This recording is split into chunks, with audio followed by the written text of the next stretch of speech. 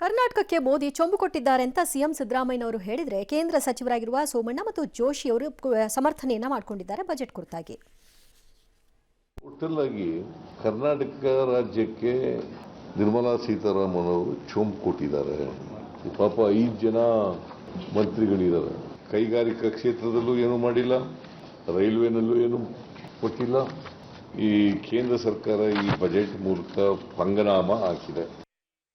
ಕರ್ನಾಟಕಕ್ಕೆ ನಾವು ಈ ಸಾರಿ 7,500 ಕೋಟಿ ರೂಪಾಯಿಯನ್ನು ಅಭಿವೃದ್ಧಿಗೋಸ್ಕರವಾಗಿ ಹೊಸ ಲೈನ್ಗಳನ್ನು ಹೊರತುಪಡಿಸಿ, ಹಾಗಾಗಿ ಈ ಒಂದು ಬಡ್ಜೆಟ್ಟು ನಮಗೆಲ್ಲರಿಗೂ ಕೂಡ ಒಂದು ರೀತಿಯ ಏನು ನಾವು ಫೆಬ್ರವರಿಯಲ್ಲಿ ಬಜೆಟನ್ನು ಮಂಡಿಸಿದ್ವಿ, ಆ ಬಜೆಟಿನ ಮುಂದುವರೆದ ಭಾಗ ಇದು. ಮೊದಲಿನ ಎಲ್ಲ ಸ್ಕೀಮ್ಗಳು ಮತ್ತು ಅನೌನ್ಸ್ಮೆಂಟ್ಗಳು ಅದರ ಮುಂದುವರೆದ ಭಾಗ. ಈ ಕರ್ನಾಟಕಕ್ಕೆ ಏನು ಕೊಟ್ಟಿದ್ದೀರಿ ಹೇಳ್ರಿ ಸಾಹೇಬ್ರ? ಭಾಳ ಸೀನಿಯರ್ ಮಿನಿಸ್ಟರ್ ಆಗಿದ್ದೀರಿ ನೀವು. ಕರ್ನಾಟಕದ ಪ್ರತಿನಿಧಿ ಅಂದ್ಕೊಂಡಿದ್ದೀವಿ ನಾವೆಲ್ಲ. ನೀವು ತುಪ್ಪ ಸಾರಿಸ್ಬಿಟ್ಟು ನಡು ಬಗ್ಗಿಸ್ಬಿಟ್ಟು ನಿಂತ್ಕೊಳ್ಳೋದಾರೆ ನಿಂತ್ಕೊ ಹೋಗಿ. ಯಾವನು ಬೇಡ ಅಂದವನು, ನೀವು ನಿಂತ್ಕೊಳ್ಳಿ ಹೋಗಿ.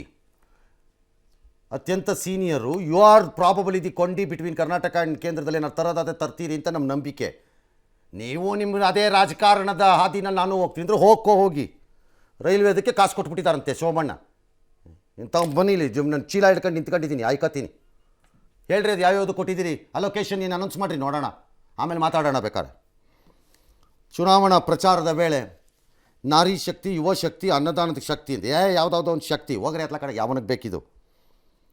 ಕೃಷಿ ಮತ್ತು ಸಂಬಂಧಿ ವಲಯಗಳಿಗೆ 1.52 ಕೋಟಿ ಅಂತೆ. 109 ಹೊಸ ಪತ್ರಗಳೇನೋ ತಾಳಿ ಬಿಡುಗಡೆ ಅಂತೆ. ಆಯಿತು ಮಾಡ್ಕೊಳ್ಳಿ. 10,000 ಕಿಸಾನ್ ಸೇವಾ ಕೇಂದ್ರಗಳ ಸ್ಥಾಪನೆ. 400 ಜಿಲ್ಲೆಗಳಲ್ಲೇನೋ ಖಾರಿಫ್ ಬೆಳೆಗಳದ್ದೆಲ್ಲ ಡಿಜಿಟಲ್ ಸರ್ವೆ ಅಂತೆ. ಅದೇನೋ ಸೀಗಡಿ ತಳಿ ಕೇಂದ್ರಗಳ ಸ್ಥಾಪನೆಗೆ ಉತ್ತೇಜನ ಕೊಡ್ತಾರಂತೆ. ಕೊಡಿ, ಬೇಡ ಅಂದವ್ರು ಯಾರು. ಗ್ರಾಮೀಣ ನಗರ ಪ್ರದೇಶದಲ್ಲಿ ಭೂ ಅಭಿವೃದ್ಧಿಗೆ ಉಪಕ್ರಮ. ಗ್ರಾಮೀಣ ಭಾಗದ ಎಲ್ಲ ಭೂಮಿಗೆ ಭೂ ಆಧಾರ್ ತರ್ತಾರೆ. ನಮ್ಗೆ ಮನುಷ್ಯರು ಕೊಟ್ಟಂಗೆ ಆಧಾರು, ಭೂಮಿಗಳಿಗೂ ಒಂದೊಂದು ಐಡೆಂಟಿಫಿಕೇಷನ್ ನಂಬರ್ ಥರ ಒಂದು ಸರ್ವೆ ಮಾಡಿ ಕೊಡ್ತಾರೆ ಅಂತ ಇದ್ದಾರೆ. ಅದನ್ನು ಅರ್ಬನ್ ಆ್ಯಂಡ್ ರೂರಲ್ ಎರಡರ ಕಡೆನೂ ಮಾಡ್ತಾರೆ ಅಂತ ಹೇಳ್ತಿದ್ದಾರೆ. ಡಿಜಿಟಲ್ ಭೂ ಆಧಾರ್ ಪೋರ್ಟಲನ್ನು ಅದಕ್ಕೋಸ್ಕರ ಸ್ಥಾಪನೆ ಮಾಡ್ತಾರಂತೆ. ಮಾಡಿರಿ. ಇನ್ನು ಕೇಂದ್ರ ಸಚಿವೆ ನಿರ್ಮಲಾ ಸೀತಾರಾಮನ್ ಬಜೆಟ್ನಲ್ಲಿ 9 ವಿಷಯಗಳಿಗೆ ಆದ್ಯತೆಯನ್ನು ಕೊಟ್ಟಿರೋದಾಗಿ ಒತ್ತು ಕೊಟ್ಟರು ಹೇಳಿದರು. ಹಾಗಾದರೆ ಪ್ರಮುಖ ಅಂಶಗಳೇನು ನೋಡೋಣ. ಅಲ್ಲ, ಜೋಶಿಯವ್ರಿಗೆ ಮಾದಾಯಿ ಯೋಜನೆ ಬುದ್ರಾಗೆ ತಮ್ಮ ಭಾಗಕ್ಕೆ ಆ ಕಡೆಗೆ ಹೋಗೋದಕ್ಕೆ ಹೇಳ್ತಿಲ್ಲ. ಇನ್ನೆಲ್ಲ ಮುಂದುವರಿದ ಯೋಜನೆ ಅಂತಾರೆ ನಮಗಿಲ್ಲಿ ಬಂದು ಭಾಷಣದಲ್ಲಿ. ಮುಂದುವರಿದ ಯೋಜನೆ ಮಾಡೋದಕ್ಕೆ ನಾವು ಯಾಕೆ ಕಾಯ್ಕೊಂಡು ಇಷ್ಟೊತ್ತು ಕಳೆಕಾಯಿ ಬೀಜ ತಿನ್ಬಿಟ್ಟು ನಿಮ್ಗೆ 17 ಜನ ಕೊಡಬೇಕಾಗಿತ್ತು? ಸೆಂಟ್ರಲ್ ಬಜೆಟ್ ಆಗಿರೋದ್ರಿಂದ ರಾಜ್ಯ ಪರ್ಟಿಕ್ಯುಲರ್ ಆಗಿ ಕೇಳೋಕ್ಕಾಗಲ್ಲ ಅಂತಾರೆ ಸರ್. ಭಾರತೀಯ ಜನತಾ ಪಕ್ಷದ ಆಲೋಚನೆ ಏನಿದೆ ಕರ್ನಾಟಕದ ವಿಚಾರದಲ್ಲದು ದಕ್ಷಿಣ ಭಾರತದ ಹೆಬ್ಬಾಗಿಲು ಅಂತ ಕರ್ಕೋತಾರೆ. ಅಟ್ರಾಸಿಯಸ್ಲಿ ರಾಂಗ್. ಅದು ಅನುಮಾನನೇ ಬೇಡ. ತಮಿಳ್ನಾಡು ಓಕೆಪ್ಪ, ಒಂದೇ ಒಂದು ಸೀಟು ಕೊಟ್ಟಿಲ್ಲ. ಪೊಲಿಟಿಕಲಿನೇ ನೋಡೋಣ ಈ ಬಜೆಟನ್ನು ಬೇಕಾರೆ. ಒಂದೇ ಒಂದು ಸೀಟು ಕೊಟ್ಟಿಲ್ಲ. ಕೇರಳ ಒಂದು ಕೊಣ ಅಂತ ಅನ್ನೋಣ ಬೇಕಾರೆ. ಅದಕ್ಕೆ ಅವ್ರಿಗೇನು ಮಾಡಿಲ್ಲ ಅಂತ. ನಾವು ಇದು ಎರಡೂ ಕಡೆ ಅವರೇ ಇದ್ದಾಗಲೂ ಇದೇ ಪರಿಸ್ಥಿತಿ ಅಲ್ಲ ಸರ್? ಇದ್ದಾಗಲೂ ಅಷ್ಟೇ, ಇಲ್ದಿದ್ದಾಗಲೂ ಅಷ್ಟೇ. ಅಬ್ಬೆಪಾರಿಗಳು ನಾವು ಕರ್ನಾಟಕದವು. ಬರೀ ಒದಿಸ್ಕೊಳಕ್ಕೆ ಲಾಯಕ್ಕೆ ನಾವು. ಇಲ್ಲಿಂದ ಹೋದವರು ನಡು ಬಗ್ಗಿಸಿ ನಿಂತ್ಕೊಳ್ಳೋಕ್ಕೆ ಲಾಯಕ್ಕು. ಕೇಂದ್ರ ಸಚಿವೆ ನಿರ್ಮಲಾ ಸೀತಾರಾಮನ್ ಬಜೆಟ್ನಲ್ಲಿ 9 ವಿಷಯಗಳಿಗೆ ಆದ್ಯತೆ ಕೊಟ್ಟಿದ್ದಾರೆ. ಮಹಿಳೆಯರಿಗೆ ಆಸ್ತಿ ಖರೀದಿಗೆ ವಿಶೇಷ ಯೋಜನೆ ಮಾಡ್ತಾರಂತೆ. ಸಬಲೀಕರಣಕ್ಕೆ ಒಂದು 3 ಲಕ್ಷ ಕೋಟಿ ಕೊಡ್ತಾರಂತೆ. ಉದ್ಯೋಗ ಸೃಷ್ಟಿಗೆ 1.48 ಲಕ್ಷ ಕೋಟಿ. 1 ಕೋಟಿ ಯುವಕರಿಗೆ ಇಂಟರ್ನ್ಶಿಪ್ ಅಂತೆ. ಪ್ರಮುಖ ಕಂಪನಿಗಳಲ್ಲಿ 5 ವರ್ಷಗಳಲ್ಲಿ 1 ಕೋಟಿ ಯುವಕರಿಗೆ ತರಬೇತಿ ಕೊಡ್ತಾರಂತೆ. ಮಾಸಿಕ ಒಂದು 5,000 ರೂಪಾಯಿನ ಶಿಷ್ಯ ವೇತನ ಕೊಡ್ತಾರಂತೆ.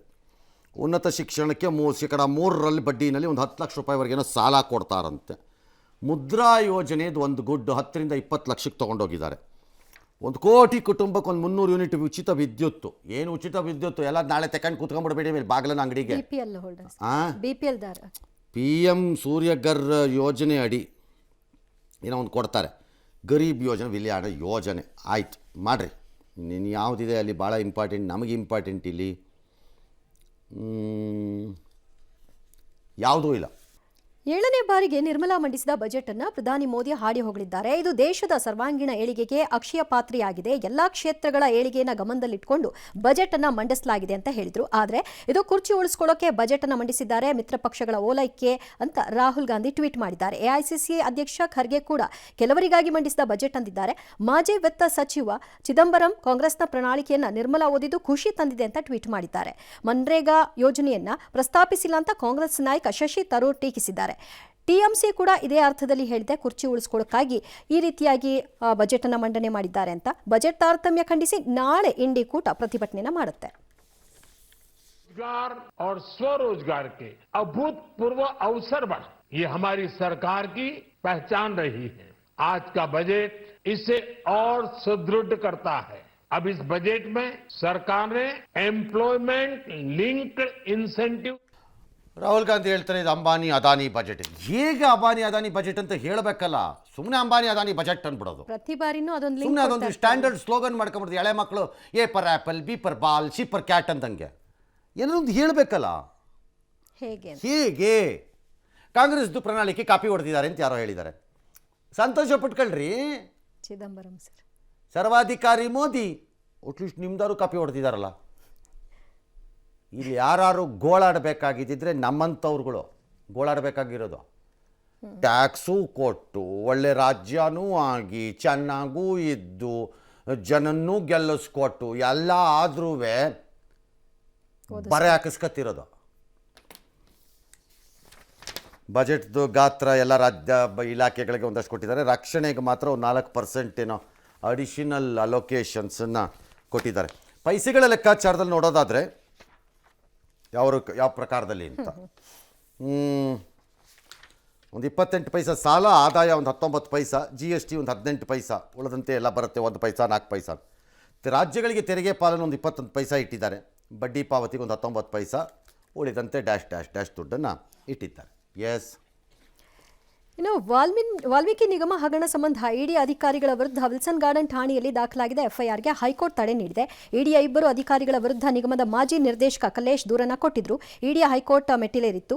ಎಫ್ಐಆರ್ಗೆ ತಡೆ ನೀಡಿ ಆಗಸ್ಟ್ 21ಕ್ಕೆ ವಿಚಾರಣೆಯನ್ನು ಮುಂದೂಡಿದೆ. ಸರ್ಕಾರದ ಪರ ವಾದ ಮಂಡಿಸಿದಂಥ AG Shashikiran Shetty CM DCM ಹೆಸರೇಳಬೇಕು ಅಂತ ಒತ್ತಡ ಹೇರಿದ್ರು ಅಂತ ಹೇಳಿದ್ರು. ಜೊತೆಗೆ ಸಿಸಿಟಿವಿಯನ್ನು ಪರಿಶೀಲನೆ ಮಾಡಬೇಕು ಅಂತ ಹೇಳಿದ್ರು. ಅವರೇನು ಕಾಫಿ ಕುಡಿಯೋ ಕರೆದಿದ್ರ ಅಂತ ಜಡ್ಜ್ ಕೇಳಿದ್ದು, ಯಾವೊಬ್ಬ ಅಧಿಕಾರಿಯು ಕೆಲಸ ಮಾಡಲ್ಲ, ಹೀಗೆ ಮುಂದುವರೆದ್ರೆ ರಾಜ್ಯ ಸರ್ಕಾರ ಯಾಕೆ ಎಫ್ಐಆರ್ ದಾಖಲು ಮಾಡಿದೆ ಅಂತ ಪ್ರಶ್ನೆ ಮಾಡಿದ್ದಾರೆ. ಇಡಿ ವಿರುದ್ಧ ಇವತ್ತು ಕರ್ನಾಟಕ ರಾಜ್ಯ ಸರ್ಕಾರದ ನೇತೃತ್ವದಲ್ಲಿ ಹೆಚ್ಚು ಕಡಿಮೆ ಮುಖ್ಯಮಂತ್ರಿಗಳೇ ಇದ್ದಿದ್ದರಿಂದ ಗಾಂಧಿ ಪ್ರತಿಮೆ ಬಳಿ ಬೆಳಗ್ಗೆ ಒಂದು ಪ್ರತಿಭಟನೆಯನ್ನು ಮಾಡಿದ್ದಾರೆ. ಉಪಮುಖ್ಯಮಂತ್ರಿಗಳು, ಮುಖ್ಯಮಂತ್ರಿಗಳು, ಮಂತ್ರಿಗಳು ಎಲ್ಲ. ಆದರೆ ಇದಕ್ಕೆ ಕಾರಣ ಆ ಕಲ್ಲೇಶ್ ಎಂಬ ವ್ಯಕ್ತಿ ನಿಗಮದ ಯಾವುದೋ ST ಬೋರ್ಡ್ನ ಮಾಜಿ ನಿರ್ದೇಶಕನೋ ಏನೋ ವಾಟ್ ಎವರ್ ಇಟ್ ಇಸ್, ಅವ್ರು ಯಾರೋ ಅವ್ರು ವಿಲ್ಸನ್ ಗಾರ್ಡನ್ ಪೊಲೀಸ್ ಸ್ಟೇಷನಲ್ಲಿ ದೂರು ಕೊಟ್ಟಿರೋದು CM ಹೆಸರೇಳು DCM ಹೆಸರೇಳು ಅಂತ ಹೇಳ್ತಿದ್ದಾರೆ ಅವರು ಅನ್ನೋದನ್ನು ಆಧಾರ ಮಾಡಿಕೊಂಡು. ನನಗೆ ಗೊತ್ತಿಲ್ಲ ಈ ರಾಜ್ಯ ಸರ್ಕಾರಕ್ಕೆ ಯಾರು ಅಡ್ವೈಸ್ ಕೊಡ್ತಿದ್ದಾರೆ ಬಿಡ್ತಿದ್ದಾರೆ ಅಂತ. ಭಾಳ ಕೆಟ್ಟ ದುಷ್ಟ ಕಚಡ ಪರಂಪರೆಗೆ ಪ್ರಾರಂಭ ಮಾಡ್ಕೊಂಡಿದ್ದೀರಿ ಇವತ್ತು. ನಿಮ್ಮ ಪ್ರತಿಭಟನೆ ರಾಂಗ್ ಅಲ್ಲ. ಇಡಿ ಮೇಲೆ ಹಿಂದೆ IT ಮೇಲೂ ಹೋಗಿ ಮಾಡಿದ್ರಿ ನೀವು, ಕುಮಾರಸ್ವಾಮಿ ಎಲ್ಲ ಹೋಗಿ ಅಲ್ಲೆಲ್ಲ IT ಆಫೀಸ್ ಹತ್ರ ಮಾಡಿದ್ರಿ DK ಶಿವಕುಮಾರ್ ಮೇಲೆ ಆದಾಗ. ಪ್ರತಿಭಟನೆ ರಾಂಗ್ ಅಲ್ಲ. ಏಕಪಕ್ಷೀಯವಾಗಿ ದಬ್ಬಾಳಿಕೆ ವಿಷಪೂರಿತವಾಗಿ ಒಂದು ಸಂಸ್ಥೆ ಕೆಲಸ ಮಾಡ್ತಿದೆ ಅಂತ ತಪ್ಪಲ್ಲ ಅದು. ಆದರೆ ಸಸ್ಪೆಂಡ್ ಆಗಿರೋ ಆಫೀಸರು ನೀವೇ ಸಸ್ಪೆಂಡ್ ಮಾಡಿರೋದು ಇದೇ ವಿಚಾರದಲ್ಲಿ. CMA ಸಸ್ಪೆಂಡ್ ಆಗಿರೋ ಆಫೀಸರ್ನ ನೀವೇ ಸಸ್ಪೆಂಡ್ ಮಾಡಿ ನೀವೇ ಆ ವ್ಯಕ್ತಿ ಹೇಳಿಕೆಯ ಆಧಾರದಲ್ಲಿ ಬಂದಿರೋ ದೂರು ಹಿಡ್ಕೊಂಡು ಹೆಂಗೆ ಪ್ರೊಟೆಸ್ಟ್ ಮಾಡೋಕ್ಕೆ ಹೋಗ್ತೀರಿ? ಇಡೀ ಮೇಲೆ ಮಾಡ್ಬೋದಾಗಿತ್ತು. Not on the basis of this fellow. ನನ್ನ ಪ್ರಕಾರ ಐ ಡೋಂಟ್ ನೋ ನಿಮ್ಗೆ ಯಾರು ಅಡ್ವೈಸ್ ಮಾಡ್ತಿದ್ದಾರೋ ಬಿಡ್ತಿದ್ದಾರೋ ಗೊತ್ತಿಲ್ಲ. ಬೆಂಗಳೂರನ್ನ 5 ವಿಭಾಗಗಳಾಗಿ ಮಾಡುವ ಗ್ರೇಟರ್ ಬೆಂಗಳೂರು ಆಡಳಿತ ವಿಧೇಯಕವನ್ನು ವಿಧಾನಸಭೆಯಲ್ಲಿ ಡಿಸಿಎಂ DK ಶಿವಕುಮಾರ್ ಮಂಡಿಸಿದ್ದಾರೆ.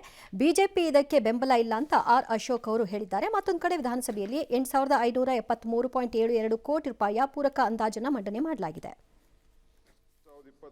ಗ್ರೇಟರ್ ಬೆಂಗಳೂರು ಆಡಳಿತ ವಿಧೇಯಕ ಟೆಕ್ಕಿಗಳಿಗೆ 14 ಗಂಟೆ ಕೆಲಸ ಮಾಡಿಸುವ ಪ್ರಸ್ತಾಪನ ಮುಂದೆ ಇಲ್ಲ ಅಂತ ಸರ್ಕಾರ ಹೇಳಿದೆ. ಈ ಮಧ್ಯೆ ರೈತರ ಸಾಲ ಮನ್ನಾ ಮಾಡೋ ಪ್ರಸ್ತಾಪ ಇಲ್ಲ ಅಂತ ಸಚಿವ ರಾಜಣ್ಣ ಹೇಳಿಕೊಂಡಿದ್ದಾರೆ. ಏನು ಇದು 14 ತಾಸು ಕೆಲಸ ಮಾಡಿಸ್ತೀವಿ ಅಂತ ಅಸಹಜ ಲೈಂಗಿಕ ದೌರ್ಜನ್ಯ ಕೇಸ್ನಲ್ಲಿ ಬೇಲ್ ಪಡೆದಿರುವ ಎಂಎಲ್ಸಿ ಸೂರಜ್ ರೇವಣ್ಣ ಪರಪ್ಪನ ಅಗ್ರಹಾರ ಜೈಲಿನಿಂದ ಇವತ್ತು ರಿಲೀಸ್ ಆಗಿದ್ದಾರೆ. ಸತ್ಯವನ್ನ ಯಾರಿಂದಲೂ ಮರೆಮಾಚುಕೆ ಸಾಧ್ಯವಿಲ್ಲ. ಪ್ರತಿಯೊಂದು ವಿಚಾರವನ್ನ ಸ್ಪಷ್ಟೀಕರಣ ಮುಂದಿನ ದಿನಗಳಲ್ಲಿ ಕೊಡ್ತೀನಿ ಎಂದಿದ್ದಾರೆ. ಇನ್ನು ರೇಣುಕಾಸ್ವಾಮಿ ಕೊಲೆ ಕೇಸ್ನಲ್ಲಿ ಹಲ್ಲೆ ನಡೆಸಿರುವ ವಿಡಿಯೋ ಮಾಡಿದ್ದ ಪ್ರದೋಷ್ ಐಫೋನ್ ರಿಟ್ರೀವ್ ಮಾಡೋದೇ ಪೊಲೀಸರಿಗೆ ತಲೆನೋವಾಗಿದೆಯಂತೆ. ಇವತ್ತು ನಟ ದರ್ಶನ್ ನೋಡೋದಕ್ಕಾಗಿ ನಟ ಸಾಧು ಕೋಕಿಲ ಹೋಗಿದ್ರು, ಆದರೆ ಭೇಟಿಗೆ ಅವಕಾಶ ಸಿಕ್ಕಿಲ್ಲ. ನೀಟ್ ಮತ್ತು UGC ನೀಟ್ ಪರೀಕ್ಷೆಯನ್ನು ಮರುಪರೀಕ್ಷೆ ಮಾಡಲಿಕ್ಕೆ ಸಾಧ್ಯ ಇಲ್ಲ ಅಂತ ಸುಪ್ರೀಂ ಕೋರ್ಟ್ ಹೇಳಿದೆ. ಅಕ್ರಮ ಆಗಿದೆ ನಿಜ, ಆದರೆ ಅದು ಎಷ್ಟು ಜನದ್ದಾಗಿದೆ ಅಂತ ನಾವು ಕಂಡುಹಿಡಿಬೋದು. ಎಲ್ಲರದ್ದು ಆಗಿದೆ ಅಂತ ಹೇಳೋಕ್ಕಾಗಲ್ಲ. ಅದರ ಪಾವಿತ್ರ್ಯತೆ ಹೊರಟೋಗಿದೆ ಈ ಪರೀಕ್ಷೆದು ಅಂತ ನಾವು ಹೇಳಲಿಕ್ಕೆ ಬರಲ್ಲ. ಹಾಗಾಗಿ ಯಾರೋ ಇಷ್ಟು ಜನಕ್ಕಾಗಿದ್ದಕ್ಕೆ 24 ಲಕ್ಷ ಮಕ್ಕಳಿಗೆ ನಾವು ತೊಂದರೆ ಕೊಡೋಕ್ಕೆ ತಯಾರಿ ಇಲ್ಲ. ಹಾಗಾಗಿ ಮರುಪರೀಕ್ಷೆ ಸಾಧ್ಯವಿಲ್ಲ ಅಂತ ನ್ಯಾಯಾಲಯ ಇವತ್ತು ತೀರ್ಪು ಕೊಟ್ಟಿದೆ ಸುಪ್ರೀಂ ಕೋರ್ಟ್.